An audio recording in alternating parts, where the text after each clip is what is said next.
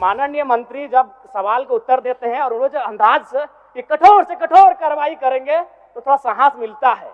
बड़ा एकदम धाकड़ अंदाज में, रावड़ी अंदाज में देते हैं कि कठोर से कठोर कार्रवाई करेंगे। तो माननीय मंत्री महोदय, फूफा जी आपसे आग्रह होगा कि शराब के विभाग में जो ब्लैक लिस्टेड कंपनियां हैं उन पे कार्रवाई हो और जो लोग दोषी हो उन पे एफआईआर। डुप्लीकेट शराब समझ सकते हैं कि आप गंभीर विषय है, उन आपकी इच्छा तो हम नहीं बोलेंगे, लेकिन गलत हुआ कि नहीं बताइए। आपका समय ऑलरेडी अलॉटेड है। हम टोके तब मौका दिया गया, आप सरकार से उत्तर मांग रहे थे।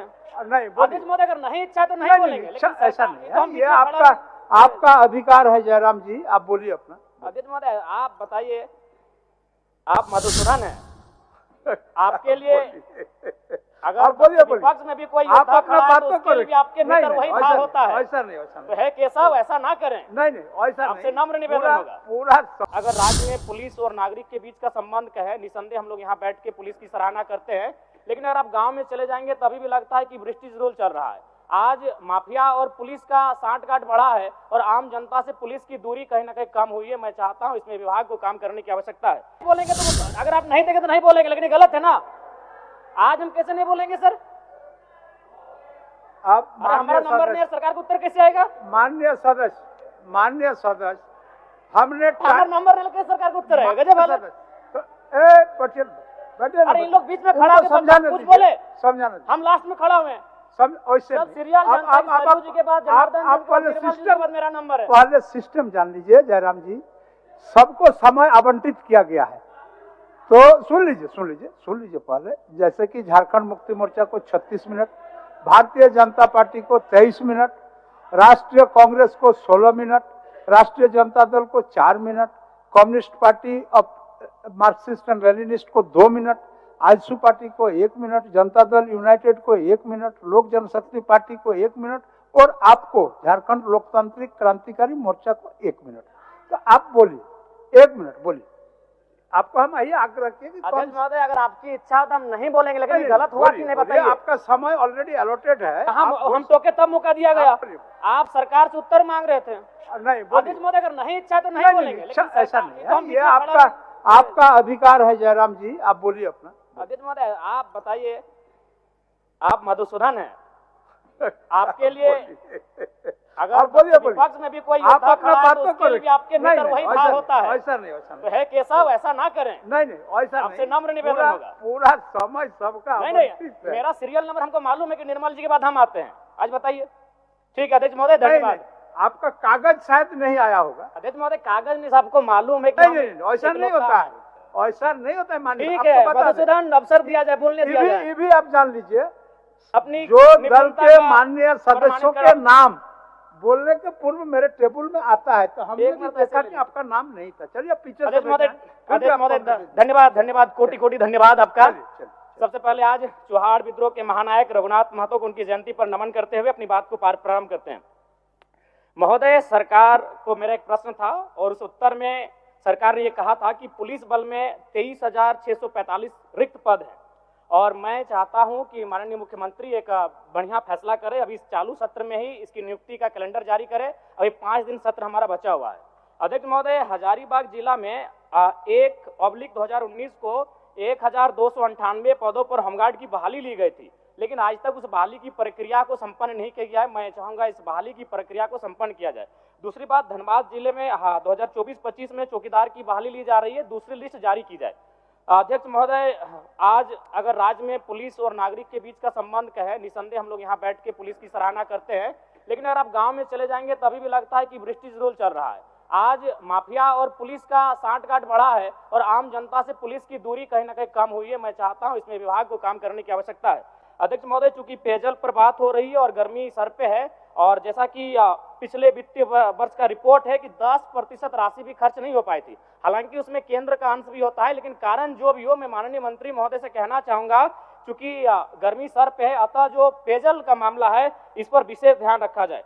अध्यक्ष महोदय, अगर बात करें उत्पाद विभाग की, तो उत्पाद विभाग का इस वर्ष वित्तीय वर्ष में 2700 करोड़ का लक्ष्य निर्धारण है, जो लगभग 2652 यानी अपने लक्ष्य के करीब है। तो मंत्री महोदय, माननीय मंत्री महोदय बैठे हैं, फूफा जी दारू वाला मामला भरपाई कर रहे हैं और पानी वाला में कुछ नहीं आ रहा है, तो अजबे कर रहे हैं आप। बताइए, दारू एकदम बिल्कुल 2700 करोड़ का लक्ष्य है आप 2600 करोड़ में पहुंच चुके हैं और पानी में कुछ नहीं हो रहा है फूफा जी, ऐसे चलेगा बताइए? दारू और पानी दोनों को साथ लेके चलिए, पानी का गर्मी का मौसम आ रहा है। महोदय बैठे हैं फूफा जी, दारू वाला मामला भरपाई कर रहे हैं और पानी वाला में कुछ नहीं आ रहा है, तो अजबे कर रहे हैं आप।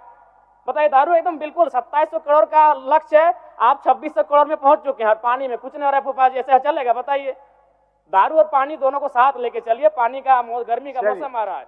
महोदय बैठे हैं फूफा जी, दारू वाला मामला भरपाई कर रहे हैं और पानी वाला में कुछ नहीं आ रहा है, तो अजबे कर रहे हैं आप।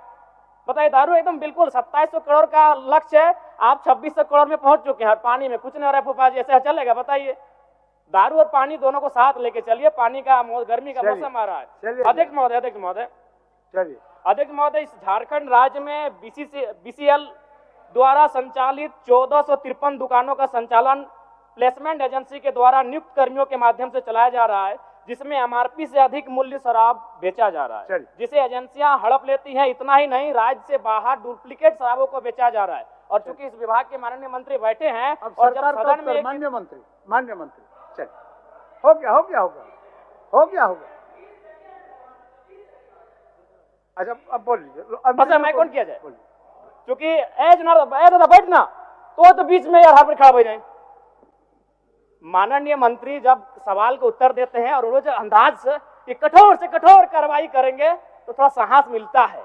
बड़ा एकदम धाकड़ अंदाज में, रावड़ी अंदाज में देते हैं कि कठोर से कठोर कार्रवाई करेंगे। तो माननीय मंत्री महोदय, फूफा जी आपसे आग्रह होगा कि शराब के विभाग में जो ब्लैक लिस्टेड कंपनियां हैं उन पे कार्रवाई हो और जो लोग दोषी हो उन पे एफआईआर। डुप्लीकेट शराब समझ सकते हैं कि आप गंभीर विषय है, उन पे कड़ी से कार्रवाई करें और आप जो ये बोलते हैं कठोर से कठोर कार्रवाई, उसको धरातल में लेके आइए महोदय। धन्यवाद। बीच में देंगे ना, बीच में देंगे आपको।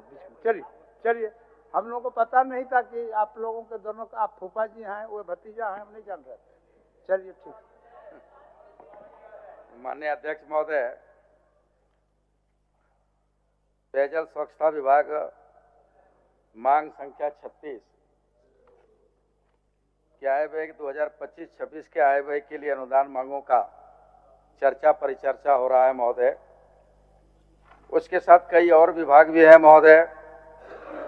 उत्पाद मत्स्य निषेध विभाग है, वित्त विभाग है, वाणिज्य कर विभाग है, गृह कारा आपदा प्रबंधन विभाग है महोदय, सूचना जनसंपर्क विभाग है महोदय, योजना और विकास विभाग है महोदय, कार्मिक प्रशासनिक सुधार राजभाषा विभाग है महोदय।